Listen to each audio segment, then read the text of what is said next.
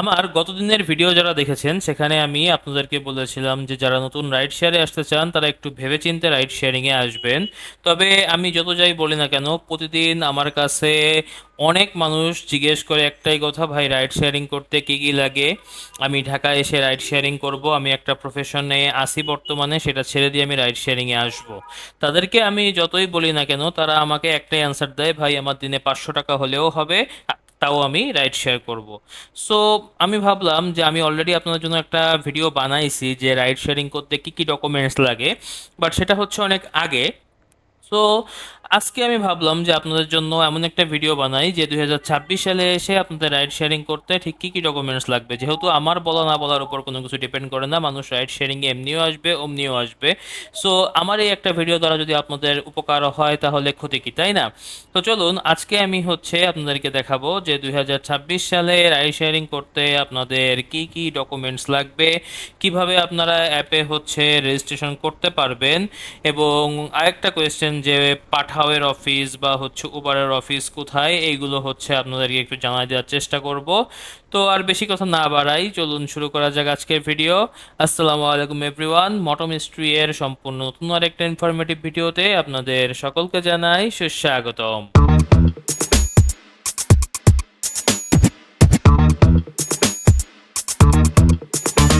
প্রথমেই আসি কি কি ডকুমেন্টস লাগবে এই বিষয়ে। আপনি বাইক চালান বা গাড়ি চালান, চারটা বেসিক ডকুমেন্ট সবারই লাগবে।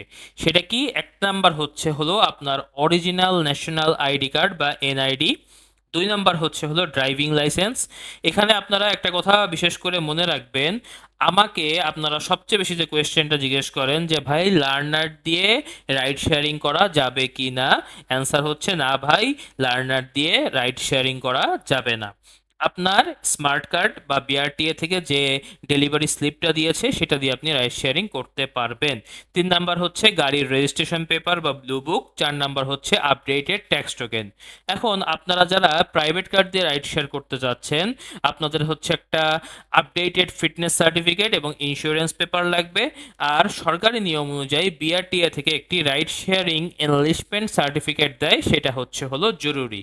এখন আসি এই এনলিস্টমেন্ট সার্টিফিকেট নিয়ে। এনলিস্টমেন্ট সার্টিফিকেট এটা এমন একটা জিনিস যেটা নিয়ে আপনি খুব সম্ভবত ঝামেলায় পড়বেন কিনা সেটা ডিপেন্ড করে আপনার কপালের উপরে। কারণ আমি আজ পর্যন্ত যতদিন রাইড শেয়ার করতেছি কখনোই আমাকে কেউ জিজ্ঞেস করে নাই যে এনলিস্টমেন্ট সার্টিফিকেট আছে কি না। তবে আপনি উবার বলেন বা পাঠাও বলেন, এই সকল অ্যাপে যখন আপনি রেজিস্ট্রেশন করবেন বা এদের অফিসে যে আপনি জিজ্ঞেস করবেন যে ভাই এনলিস্টমেন্ট সার্টিফিকেটটা কিভাবে পাবো, ওরা বলবে বিআরটিএ থেকে আপনাদেরকে নিজ দায়িত্বে করায় নিতে। কারণ এনলিস্টমেন্ট সার্টিফিকেট নিয়ে ঝামেলা করে কিছু সংখ্যক পুলিশ, সবাই না। এখন আপনার ভাগ্য যদি খারাপ হয় তাহলে দেখা যাবে আপনি ওই সকল পুলিশের হাতে পড়তে পারেন, তখন দেখা যাবে যে তারা একটা মামলা দিলেও দিতে পারে আপনাদের, তাই না? এখন আমি বলি যে সবসময় সেফটির জন্য, যেহেতু আপনারা প্রফেশনালি এই কাজটা করতে চান পার্ট টাইম না করে, সো আপনারা পিআরটিএ থেকে 2 বছরের জন্য একটা এনলিস্টমেন্ট সার্টিফিকেট ইস্যু করাই নিয়েন। আর আমার আজ পর্যন্ত কখনো লাগে নাই ভাই, সত্যি কথা, আমাকে অনেকবার পুলিশে ধরছেও, বাট এনলিস্টমেন্ট সার্টিফিকেটের ব্যাপারে কেউ কোনো সিঙ্গেল একটা কোয়েশ্চেন জিজ্ঞেসও করে নাই।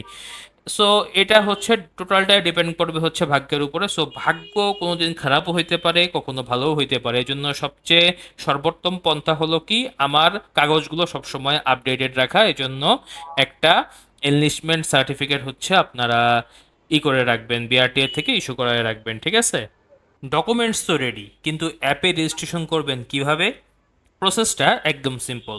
প্লে স্টোর থেকে উবার ড্রাইভার বা পাঠাও ড্রাইভ অ্যাপ নামিয়ে আপনার ফোন নাম্বার দিয়ে সেখানে আগে রেজিস্ট্রেশন করবেন। এরপরে প্রোফাইল পিকচার আর ডকুমেন্টসগুলো স্ক্যান করে আপলোড করবেন। কিন্তু এখানে সবাই সবচেয়ে বড় ভুলটা করে, তার কারণে দেখা যায় যে অ্যাকাউন্টে যে সকল জিনিস আপনার একটু আগে আপলোড করলেন সেগুলো রিজেক্ট হয়ে যায়। কি ভুলগুলো করে নতুনরা? যে ভুলগুলো করে সেটা এক নাম্বারে যে তারা ডকুমেন্টের ফটোকপির ছবি তুলে আপলোড দেয়, এটা করা যাবে না, সবসময় অরিজিনাল ডকুমেন্টের ছবি দেবেন। ভুল নাম্বার দুই, ছবি তোলার সময় ফ্ল্যাশ লাইট ব্যবহার করে, যার ফলে লেখাগুলো পড়া যায় না। দিনের আলোতে পরিষ্কারভাবে আপনারা ছবিগুলো তুলবেন। এবং আপনাদেরকে একটা টিপস দিই, সেটা আপনারা প্রো টিপ হিসেবে বলতে পারেন, সেটা ছবি আপলোড দেওয়ার পর সাবমিট করার আগে নিজে একবার ভালো করে জুম করে দেখবেন যে সমস্ত লেখাগুলো পড়া যাচ্ছে কিনা।